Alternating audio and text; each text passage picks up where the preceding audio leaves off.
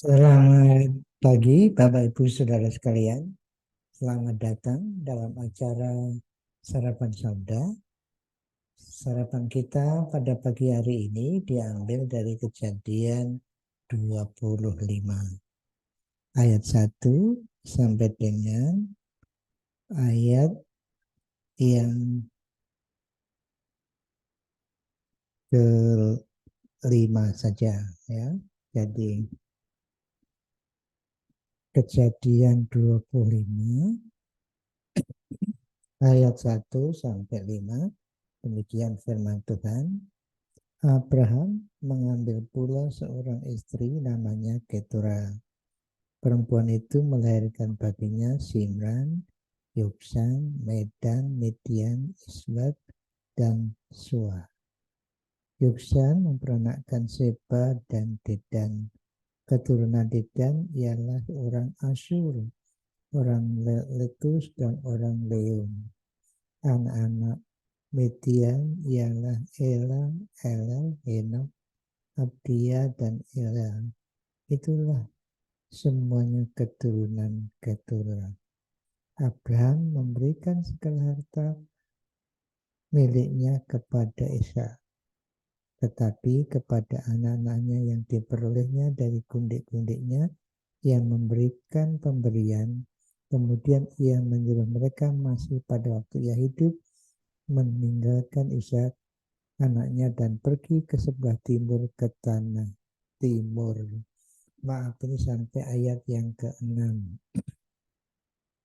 Bapak Ibu Saudara sekalian, ini Abraham menikah lagi, istrinya sudah meninggal. Ya mungkin aneh bagi kita ya, tapi pada waktu itu masih bisa memungkinkan. Umur Abraham 100 lebih ya, menikah lagi dan masih punya anak lagi. Jadi subur masih Abraham mempunyai anak. Dalam cerita ini kita dapat mendapat pelajaran bahwa Abraham menuruti firman Tuhan bahwa warisannya jatuh kepada Ishak, yaitu harta miliknya serta tanah Kanaan nantinya. Jadi sebelum dia meninggal, dikatakan di situ, pada waktu ia hidup meninggalkan Ishak anaknya dan pergi ke sebelah timur dan tanah timur. Itu waktu ia menyuruh mereka itu anak-anak Abraham dari Ketura, di Sangoni ya, dibekali untuk pindah, untuk berpisah, tidak bersama-sama dengan Ishak yang adalah pewaris tunggal. Nah, ini adalah satu kebijaksanaan yang baik. Sebelum meninggal, warisan sudah dibagi-bagikan sesuai dengan aturan pada waktu itu.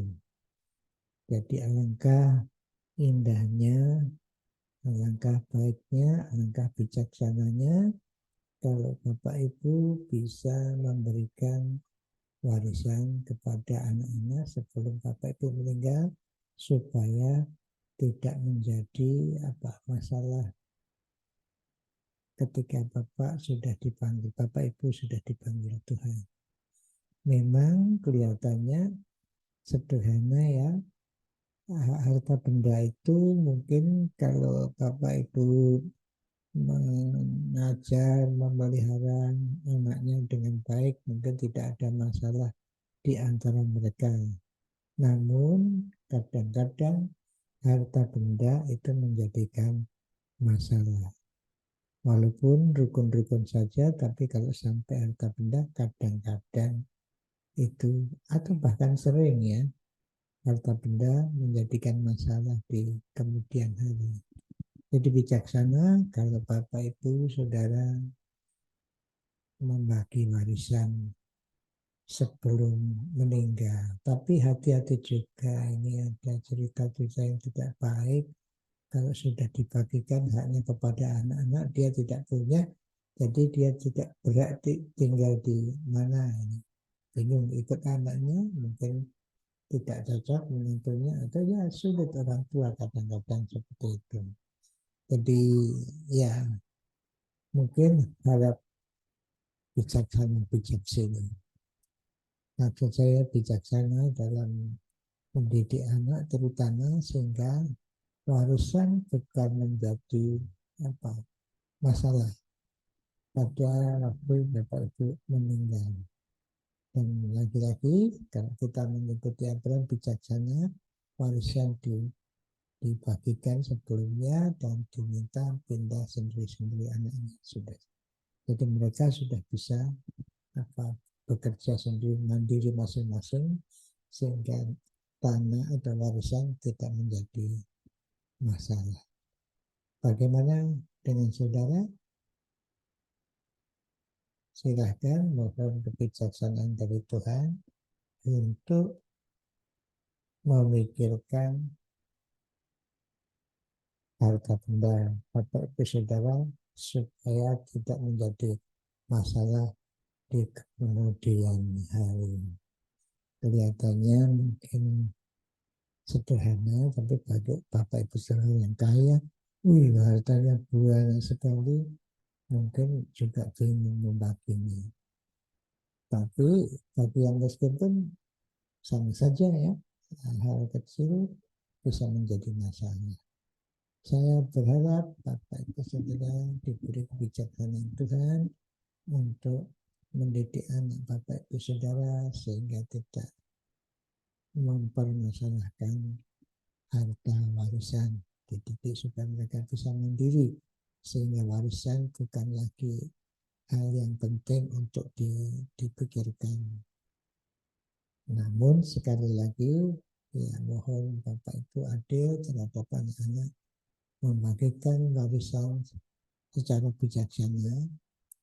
Yang pasti jangan dengan bicara saja ya, lisan ya. Yang saya secara lisan, ibu saya dulu memberikan saya tanah luas, tetapi itu tidak berlaku secara hukum. Jadi ya salah, itu tidak bijaksana. Artinya oke lah ngomong saja, tapi tidak adil.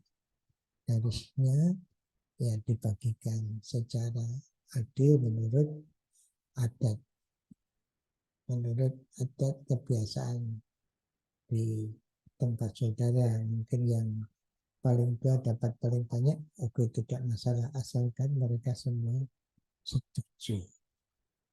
Ya, mari kita berdoa kiranya Tuhan memberi kebijaksanaan kepada Bapak Ibu Saudara untuk menjalani hidup ini dan bertanggung jawab atas harta benda yang Tuhan percayakan kepada Ibu Bapak untuk dikelola supaya masa depan anaknya juga terpelihara. Mari kita berdoa. Tuhan, terima kasih atas kebijaksanaan Abraham dalam membagikan harta warisan sehingga janji Tuhan yang kepada Ishak akan tidak terganggu dan terus menjadikan kemuliaan bagi namanya. Terima kasih Tuhan, dalam nama Tuhan Yesus kami berdoa. Amin. Selamat beraktivitas Bapak Ibu Saudara sekalian. Tuhan Yesus memberkati Bapak Ibu Saudara dan saya. Amin.